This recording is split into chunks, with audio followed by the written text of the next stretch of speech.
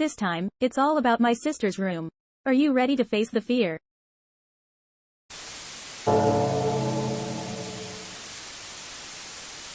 About a decade ago, a senior friend of mine named X died in a car crash. About a week after that incident, at around 1 a.m., I heard voices coming from my sister's room, who was 3 years older than me. At that time, we were living in our family home. I thought she might be watching TV or something, so I didn't pay much attention to it. However, the next day, when I came home late around 2 a.m. because of work, I heard voices from her room again.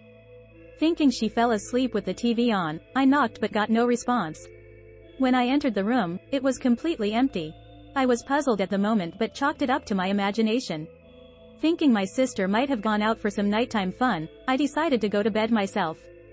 But just as I was about to do so, I heard the sound of her door opening and the unmistakable sound of footsteps in the hallway.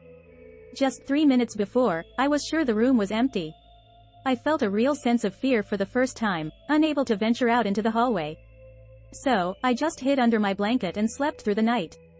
The next morning, when I went to my sister's room, she was asleep as if nothing had happened.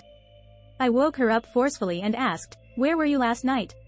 She said she hadn't gone anywhere. Even when I asked if she had gone out into the hallway in the middle of the night, she denied it.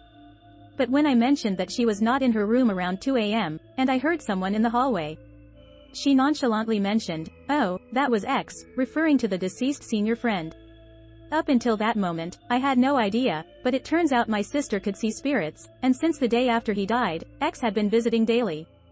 I asked her, "Can you actually talk to the dead?" She replied that she couldn't speak with them, but she just knew when they were there. Which didn't seem to bother her at all.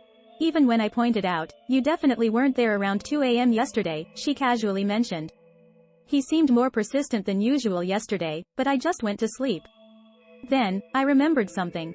X, who had a wife and child, once drunkenly confessed to me that he had actually been in love with my sister but she had turned him down. At that time, I thought it was just drunken babble, but if what my sister said was true and he had been visiting daily since his death, maybe he had some unresolved feelings. In the end, it felt like a deeply poignant episode. How did everyone find that story? It's a bit chilling, but also somewhat sad, don't you think? It seems Mr. X, the senior, went to the afterlife still harboring feelings of love. It's important to express your love while you're alive. But then again, it's difficult to confess if the person is already married. Make sure you all have a love life without regrets. Even as a ghost, you might end up revealing your feelings like in this story, which could be a bit embarrassing. Well then, have sweet dreams tonight.